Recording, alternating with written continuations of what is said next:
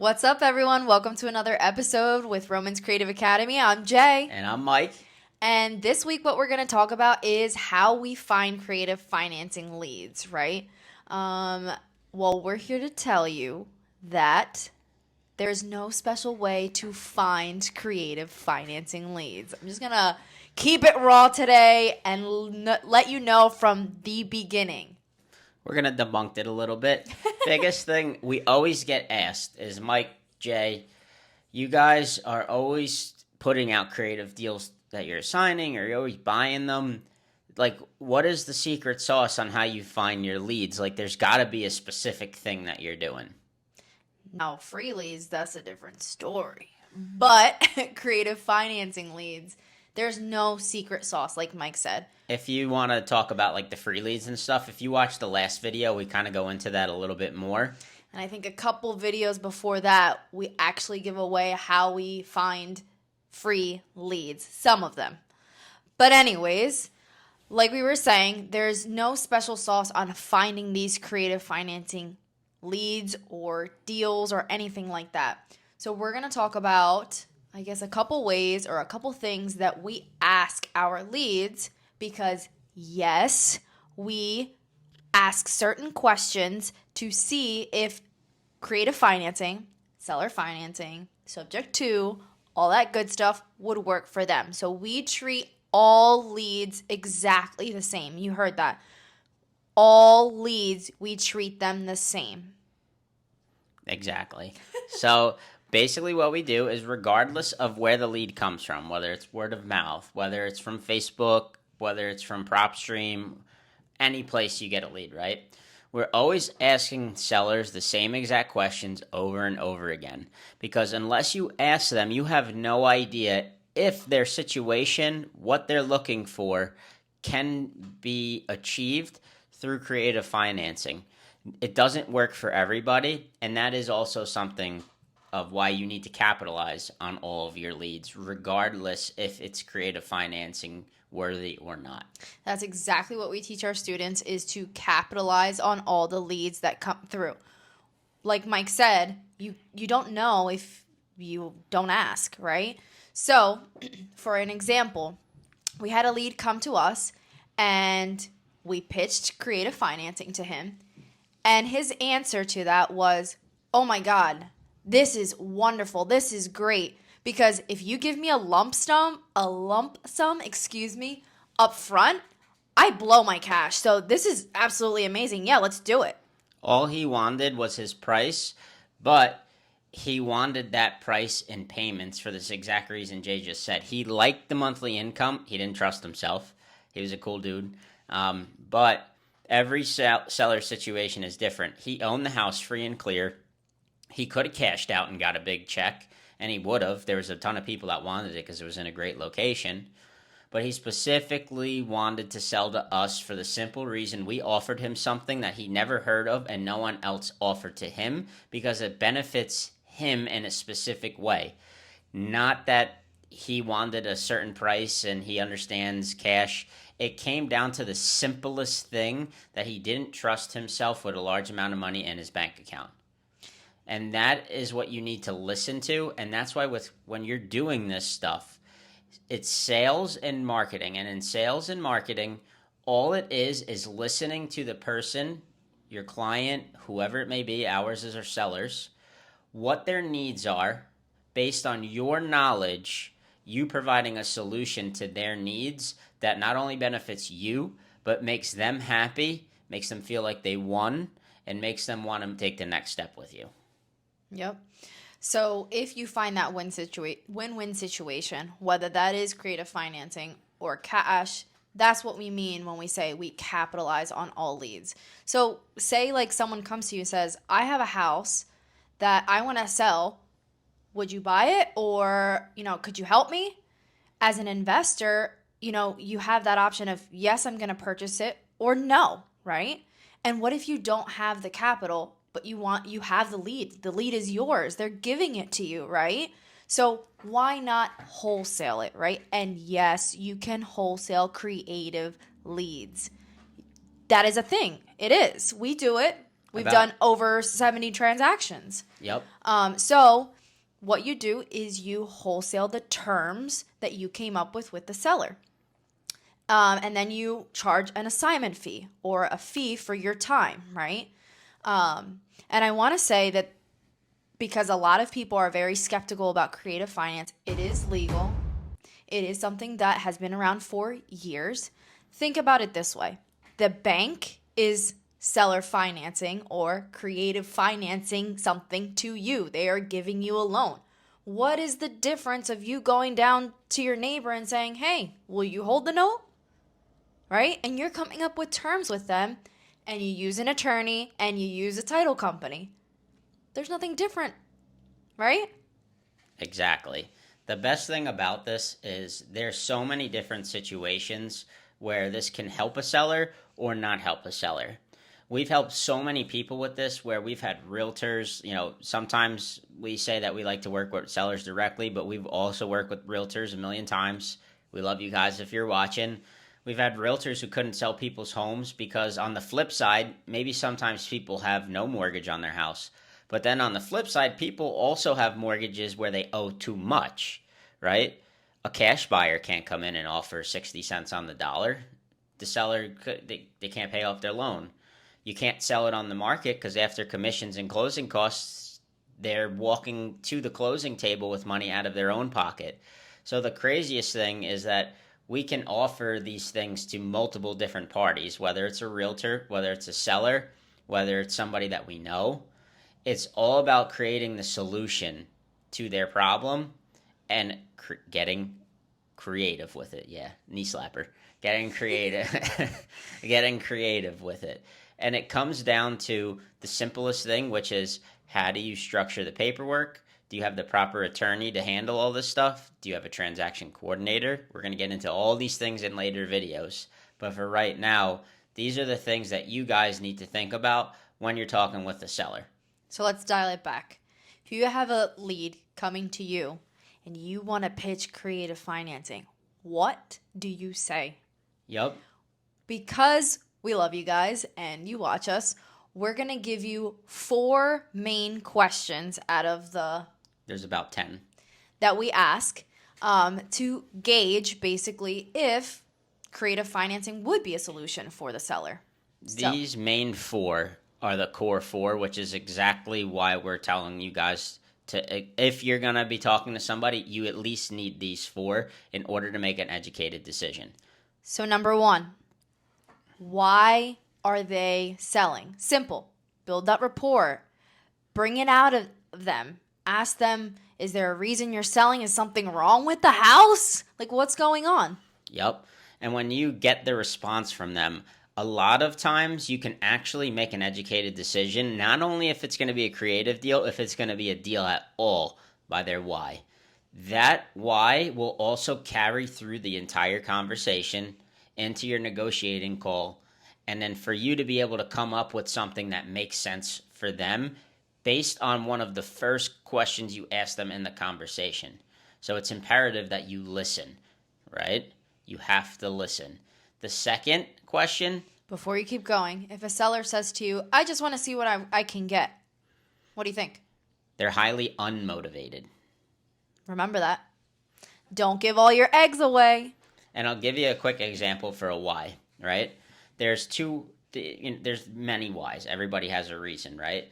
But we'll go down 2 roads real quick. So if a seller says, I'm selling because I am looking to buy another house and I want to use the proceeds from this sale to buy something else, and I haven't found anything yet. And the second one being, hey, I am behind on my mortgage, or I am having a tough time financially, I just really need to sell my house.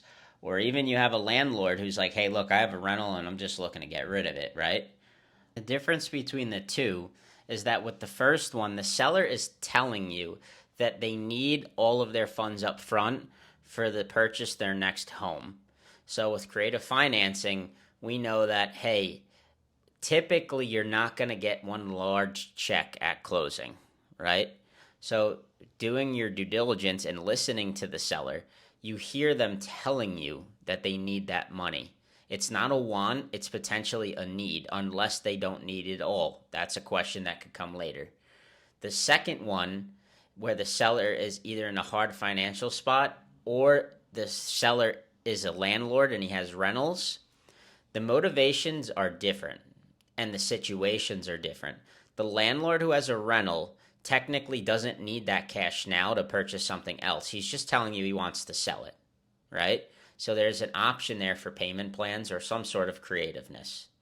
The other thing with the seller, where they're behind on payments or they're in a financial bind, they're highly motivated. And a lot of times if they're in a financial bind, it means they can't afford their mortgage, meaning that it could be the perfect situation for you to be able to take over those payments on their behalf, right? So that is the why in a nutshell. Question number 2 that we ask, Mike. When? How soon? So how soon are you looking to sell? Why does that matter? We have a seller right now who can't sell till June, but we locked the contract up last September of 23. Okay? That's almost a year. Why does that matter? The reason it matters is for the simple fact that maybe it's a deal we were thinking of keeping, or the way that you structure everything is going to be different. What the house is worth today, it may not be worth that in a year from now. So you have to take all this into account. Or the seller's in pre-foreclosure and we want to be able to move quick to be able to help them. Correct. So you really need to know and pull these things out of them. Let's keep going. What's number 3? Number 3, which in my opinion, I think this is it runner up behind the why, is how much do they owe on their mortgage? Okay. Why is this important? It's the simple fact that it not only goes with their why, but when you're talking with them after you get through all these main questions and you're negotiating, if you don't know what they owe on their mortgage and let's just say you're a cash buyer or you're wholesaling it, and you shoot them some low cash offer that's way below their mortgage balance, it's an automatic no. See ya. Right? All right, amigos. So then on the flip side of it is if you do get what they owe on their mortgage, you never know. They could owe a very small amount. They could owe a ton. You never know, right? And then the fourth question is how much do they need? Not want, need. Why does that matter? We don't want to know what they want for the house because everybody may want $1 million. We need to know what they need for the home in order to get the sale done. What's your basic necessity to get the sale done that'll make you happy and everybody else happy? When you couple the why, their mortgage amount, as well as what they need, it creates the perfect storm. A lot of times sellers that reach out to us based on some of the marketing that we do, they're telling us off the bat in their why that they can't afford the payments. They tell us how much they owe. And then when we ask them how much they need, we're just asking questions. It's not like these leads are coming from anywhere else, right? They're saying, hey, look, give me $20,000 and I'll walk away. Or the landlord who has nothing owed on his mortgage, he's like, I have nothing owed and I want $100,000. My price isn't flexible, right? But then we dive into all this, the negotiating and everything, and we get to see what he really wants. He loves his monthly income, but he's just tired of dealing with tenants. So how do we offer that to him? How do we still get him a paycheck, give him his price without shooting a 50 cents on the dollar offer to him? We offer him creative financing. What's your favorite saying as a child? I never take no for an answer. Or the answer is no until you ask. Yep. Right? So ask questions. At least start here where we're telling you. Everybody always thinks it's big and scary, but they're just normal people. Everybody's a normal person. You're having a conversation with a stranger. You go to a restaurant, you see somebody at the front door, you start having a conversation with them. It's the same thing. It's just about a different subject. If you guys are interested in the creative financing world, make sure you check out our website. We have so many resources on there that can help you get started. It's not as scary as you think. Yeah. But you need to learn how to capitalize on all of your leads, right? Especially if you're paying for them. What if you're sending out mailers and you think you can only make a cash offer? No! There's others offers you can make too.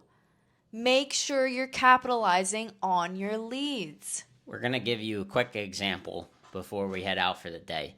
And what that is a lead where it didn't work for seller financing or subject to or wraparound, and it didn't work for cash. Ooh, nugget. So what do we do? You have to look at it from a full bird's eye view. The seller, this was her rental property. Her tenant passed away last year of 30 years. Yeah, 30 years that the tenant was there. That's crazy. She redid the whole property, does not want to deal with a realtor herself, didn't want to do terms because she wanted the money to go travel, and she wouldn't accept the low cash offer or else she wouldn't have regained the money from all the rehab that she did. So me and Jay came up with a solution where she told us she needed $80,000. Well, then when we went and looked, her house on the market could sell for about $130,000. It's turnkey and it's vacant. So what we did was something called a novation. What does that mean? That means that, yes, she told me she doesn't want to deal with a realtor, but she said she does not want to deal with a realtor. She didn't say, I don't want to deal with a realtor. You see how we're listening? You listen to what she says. So I said, why don't I deal with the realtor? Why don't we give you $80,000, right? At closing, you're guaranteed it. I'll take care of everything as if it was a cash sale, but for your price. I'm going to list it on the market with my friend who's a realtor. You'll see it on the market for a little bit higher. When it sells, I'm going to pay the realtor's commission, both sides. I'm going to pay your closing costs. You're guaranteed your 80, and anything left over is for me and Jay. And she said, that sounds like a no-brainer. She was like, do I have to do anything? Like, I don't have to talk to a realtor. I'm like really busy and I'm constantly at work. We said, no, that's the whole point. We call it our concierge or white glove service. We want this to be hands off for you like anything else. It's just we're a little far off on the cash price, and the creative financing is just not going to work for you. So I said, I have this third option that I think would work great for you. And she said, let's do it. It makes a ton of sense, and I love it. And it's a form of creative financing. So, with that being said, always have lots of tools in your toolbox so that, like I said, capitalize on leads. So, Mike, do you have any final words for anyone that's watching?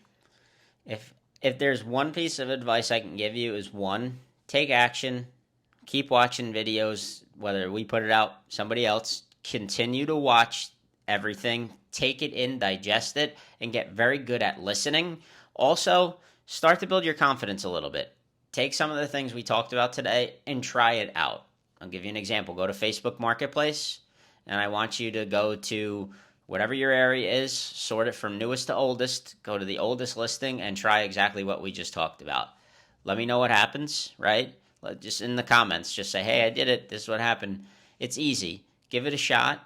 And one other thing that we wanted to ask you guys too is before we leave, do you guys want us to do a video on how to pull a list on PropStream that is targeted for creative financing deals? If you do, drop a comment below saying that you want it, and maybe what we're going to do is do a video on that for everybody as well. And with that being said, thank you everyone for watching, and we will see you next week. Have a good night. See ya.